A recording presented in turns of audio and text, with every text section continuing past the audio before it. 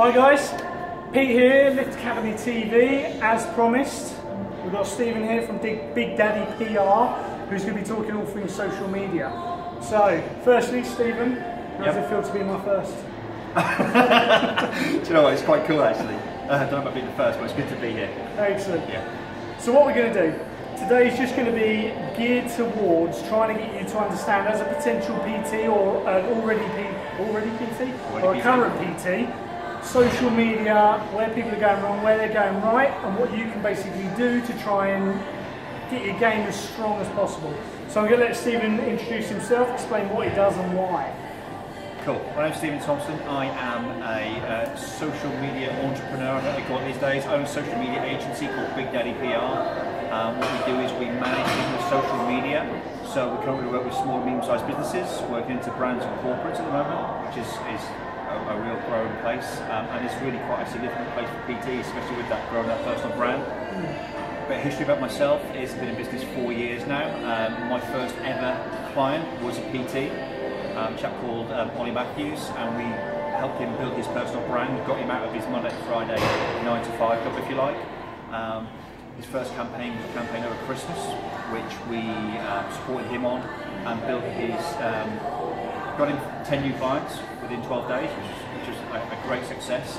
And then we built his Twitter following, a fresh new 6,000 new followers on Twitter in 30 days. And we've got a vlog on that, and you can check it out on our YouTube channel, which he'll link to. That's good. I mean, that in itself was very impressive. So let's go and start off. So Ollie was your first client. Yeah. What did you learn during that process from what's needed, let's say, in terms of fitness, as opposed to, I don't know, if someone's doing computers, tech, that sort of thing? Where does fitness lie on the importance of needing social and how to basically interact with people?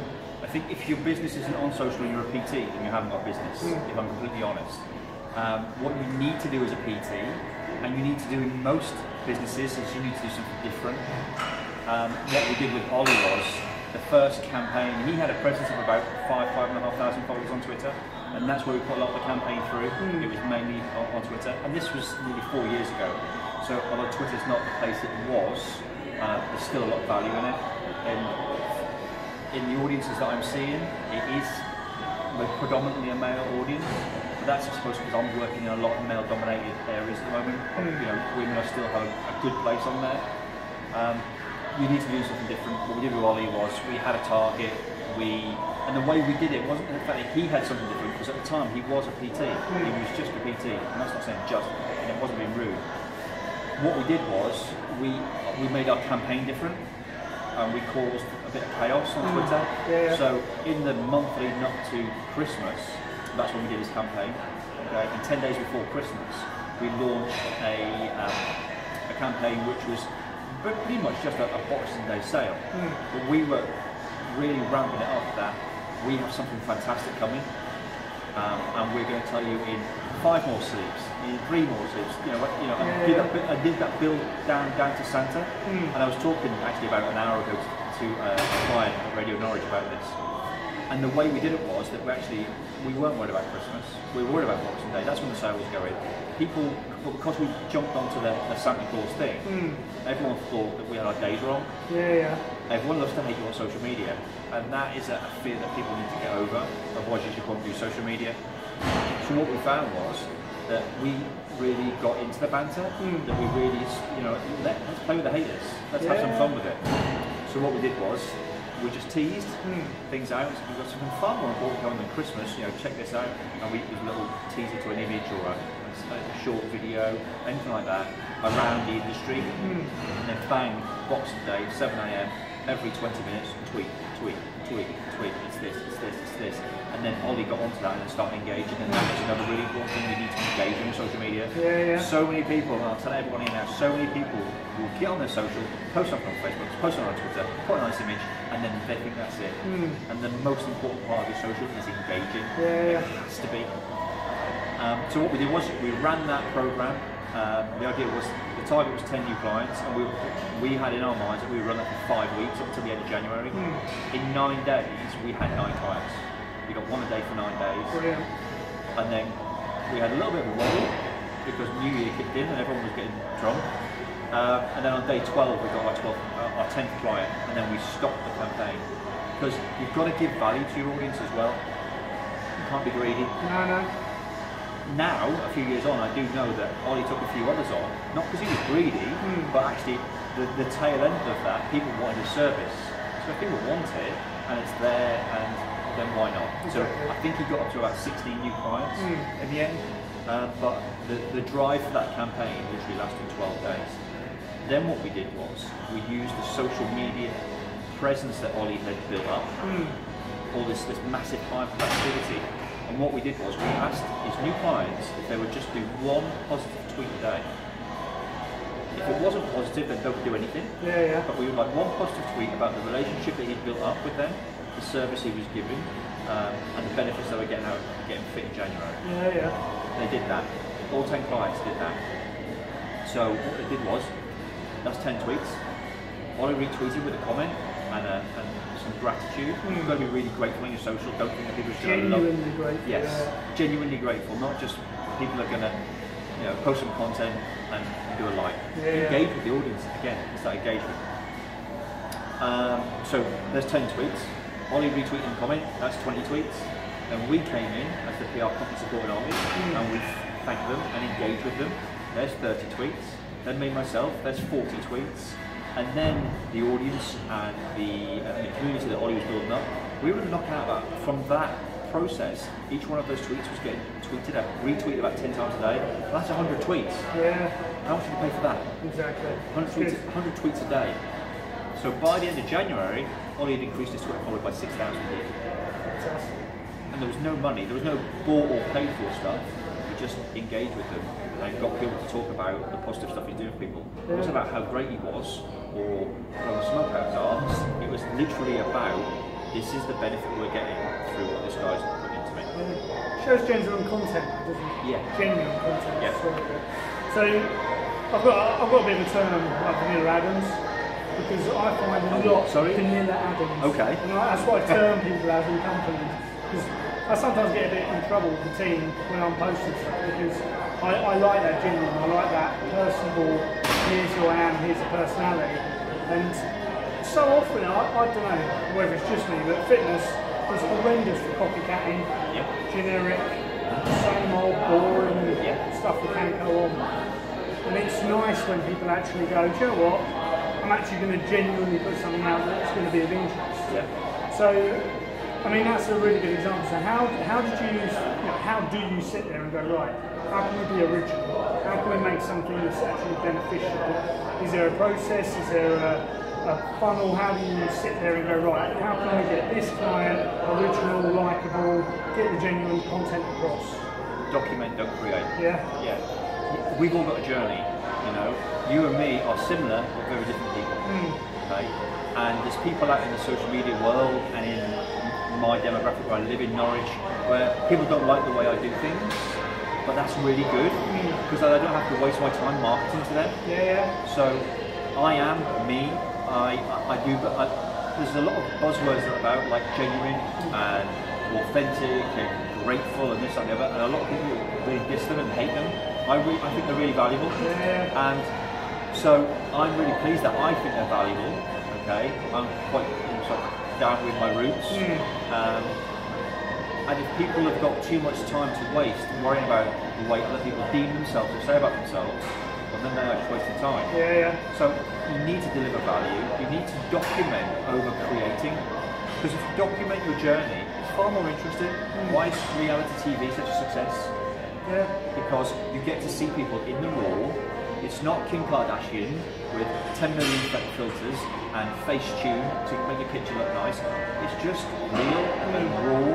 And if you can be that and be authentic, you'll start to attract the right audience. Who gives a shit? Sorry, shall I swear on this? Bleep that one out. Who cares if you have got 10,000 followers on Instagram? I would rather have 100 followers who bought from me and valued me than having 10,000 who were bought by some bot. It's about being documenting your journey as a PT. I think that's really vital. If I refer back to Ollie Ollie was a PT and a bodybuilder. Yeah. Okay, he now trains triathletes. He's now on to his nutrition, and what he's done is he's documented that journey. You know, and that's good. Yeah. But again, the thing is though, if you've got a niche, I was just about to say, it comes back to niching, doesn't it? it does. Everyone's trying to hit everyone. Yeah, you can't. When I started Big Daddy, we had 5 elements. It was sales, marketing, PR and events, social media and training. And I was like, yeah, we can do all of them because we had all the skill sets in the business. And it was great. So we were going off pitching all these 5 different services, but actually came down to social media. Everyone wanted social media. And the people that didn't want social media were too scared to use social media, so we educated. So we now have, we do have training. And I think everybody should have an element of training in their business. Yeah. So if it's the fact that you're a PT, will you train someone to do bicep curls properly? There's so many, you go to the gym, you see so many people swing the weight around. And for people that think I don't know what I'm talking about, I know a little bit, I've trained a bit. But yeah, it's, so I would say, document over creative, niche into something you, not so much something you're good at, but something you really enjoy. Because what will come out of that is the fact that you enjoy it, and you will not appear, you will be good at it because you have an enjoyment over it.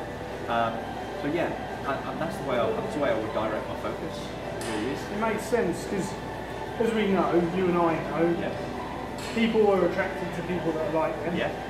They like people that like them. This is where the confusion for me comes sometimes when you've got people that are trying to attract clients that they hate. And I don't get it myself. I've never wanted to train people I don't like.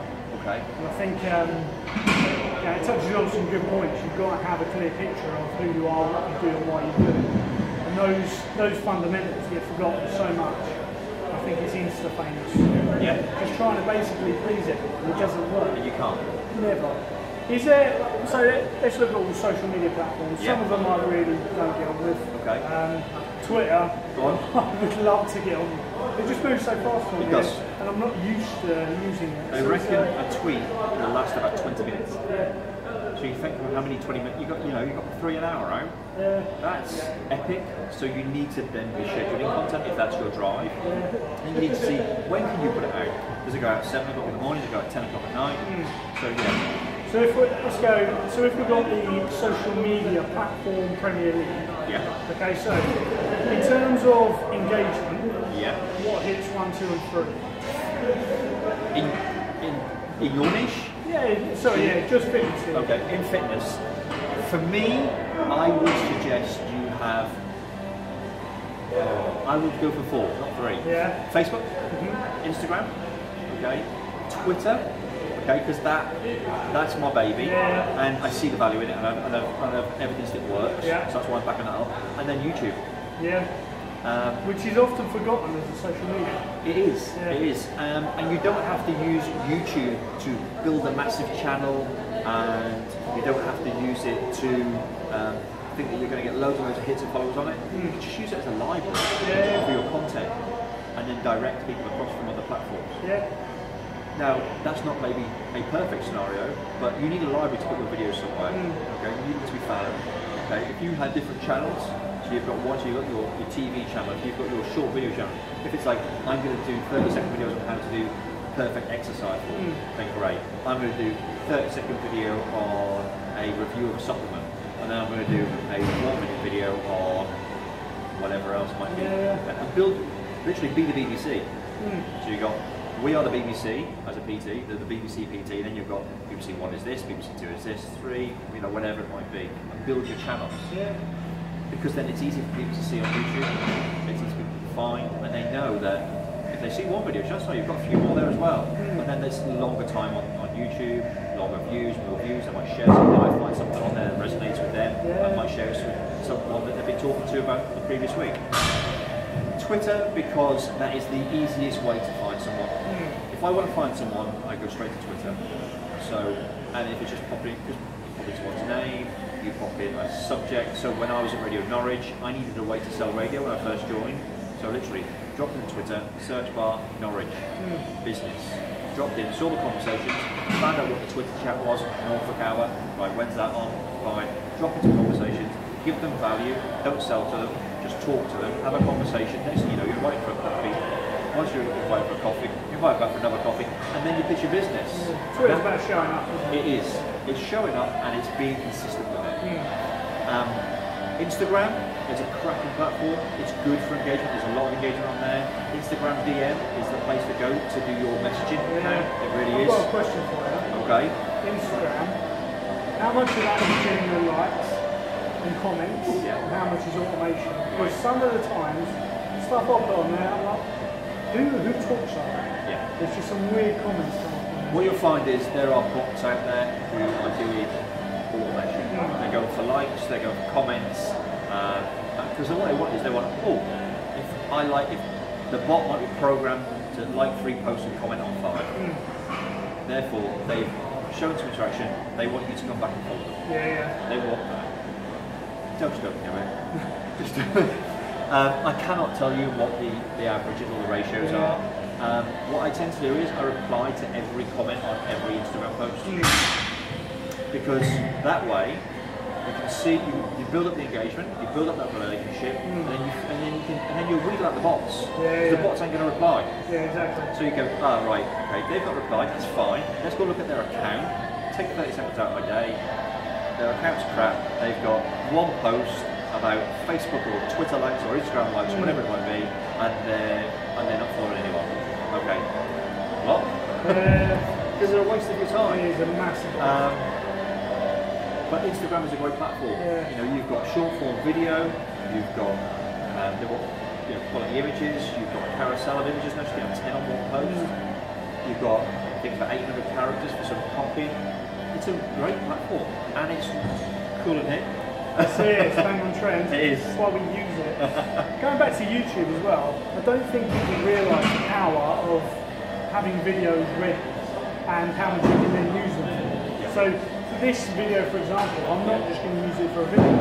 I'm going to rip the audio out, and that's going to be a podcast. I'm going to transcribe that, because people work and like different stuff, don't they? I like watching videos. I love listening, but I hate reading. Okay. Other people love reading, hate listening. So I always think about YouTube like that, because I really love YouTube. In the amount of stuff I can physically get on there, and you don't even have to make some of it public, if it's just literally for your ends to tear apart. So yeah, I mean, I definitely always say YouTube. And like I said, people don't really think of it as a social media. And you've got, I mean, is there any kind of obscure ones we should look out for? Because there's, I always forget the audio, the name of the audio one. Shape or something like that? No. Anchor. Anchor, that's it. I love Anchor. I was like, oh, it's probably on the spot. Anchor's great. It does 2-minute video. You literally just pick it up, put it to your phone, like a phone, a phone, and you can just keep talking to it, and then now you can put ambient sound over. You can run some music over, and you can share it to people. I'm going to say I did download it a year ago. I'm ahead of the curve. I deleted it because I didn't get on with it. Didn't give me enough time, but yeah, I was intrigued by it. That's it. I don't know how it took off. And it's still there. I've still got it. I don't use it as much as I should. It's one of those things that my attention is elsewhere because other people's attention is elsewhere. But there is massive value in it. And the nice thing is, because I'm a Twitter buff, you can share it straight to Twitter. For me, I call it Twitter radio because you've got 2 minutes to get your thoughts across, get a piece of information across, whatever it might be, bang it on there, share it to the community, and then literally share straight to Twitter. And it says, the idea is to link your Twitter followers back to it. Can you link it to Facebook? I don't think you can link it to Facebook, but I know you can share the content across with a copy link. So that's what I would do. Yeah, makes sense. But if you like speaking, it's like if you've got a face for radio, then Anchor's good. It's really good. Yeah, it makes sense. So we've kind of gone over there. I mean, Periscope and these kind of things. I always term them as business kind of social medias. Periscope is Twitter video, and I'm sure at some point with the changes that have happened, I mean, Twitter have just changed their layout. Happened in the last 48 hours. I would imagine, my gut feeling is that Periscope will soon be called Twitter Live. That's where I think it'll go. Whether I'm right or wrong, quote me on it. Facebook Live is a piece of kit. I would be surprised if Twitter don't do a rip-off of that. I mean, look at Instagram. They have stolen everything from Snapchat, and it's worked really well for them. Even now, to the point where there was a press release over the weekend, and Snapchat are looking at reviewing how they do their ads. They popped my phone this morning. I was like, well, obviously, because everyone's doing Instagram stories. If you go to Instagram, you've got 3,000 followers on your Instagram. Straight away, you've got an audience. And with the features now with geotagging your Instagram stories, it'll drop into a local story. So when I did that on my Instagram, literally just tagged Norwich, my Instagram stories went from 100 to 400. And then I was like, okay. That's pretty 100. Yeah, sorry. Went from 100 to 400, and then it's like, okay, now I'm going to do a few more, and tag it, make it a bit more interesting, bang, 600. I'm like, this is great. My Instagram stories get a lot of views. Powerful. Yeah. So that's the thing, is there are a lot of intricacies, but it's just stuff to be aware of, because plug in, you obviously do marketing content for our mentor program. Yeah. So, and the key thing we sort of get you to put across is what can be done with social for not hundreds of thousands of pounds, because I think it's the perception. Because you need to spend tons and tons of money.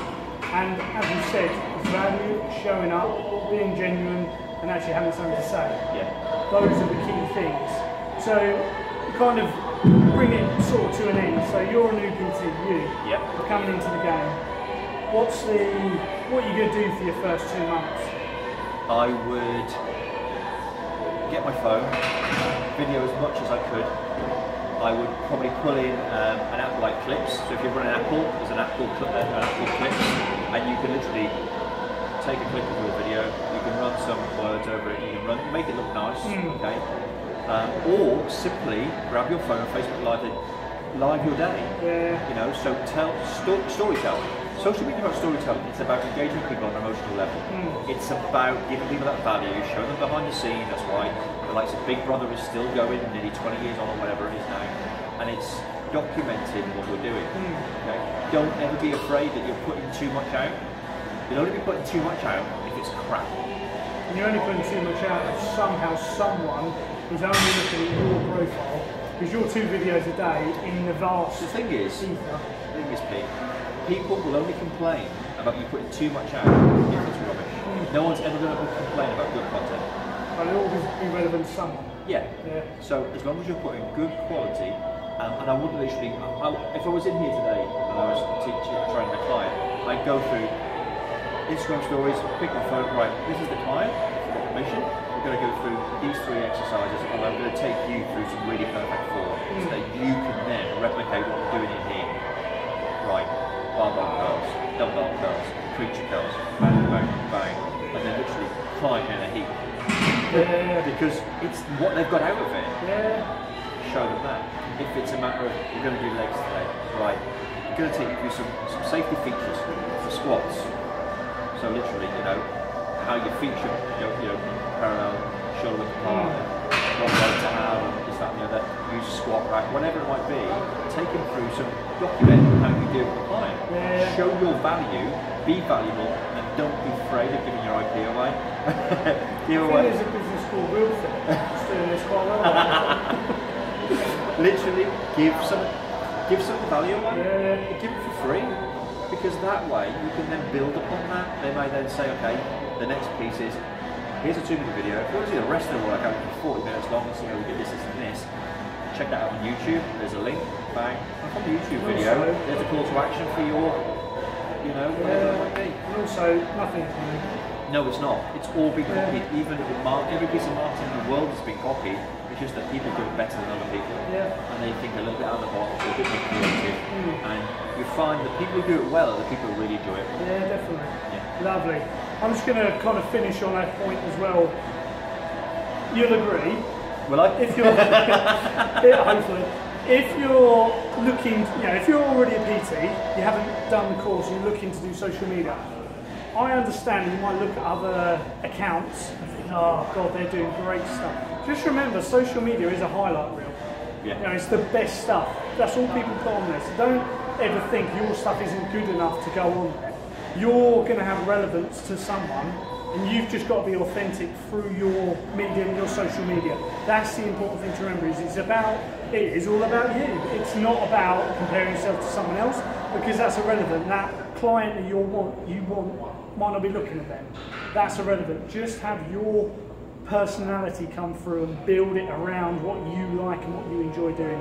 And that's going to be a very powerful kind of thing to remember. It is about what you do. Okay? I will agree. Thank you very much. That was pleasure. awesome. Guys, any questions? Feel free to comment. Anything at all you need to know. Here's where you can find Steven. You can find me at Mr. Steve Thompson on every social media platform, or you can find the company, which is at Big Daddy PR UK, on every social media platform, Facebook, Twitter, Instagram, and we will reply to you. Absolutely 100% will reply to you. Excellent, guys. Any questions or any details you want from us, it's your at lift-academy.co.uk. Look forward to speaking to you soon. Cheers.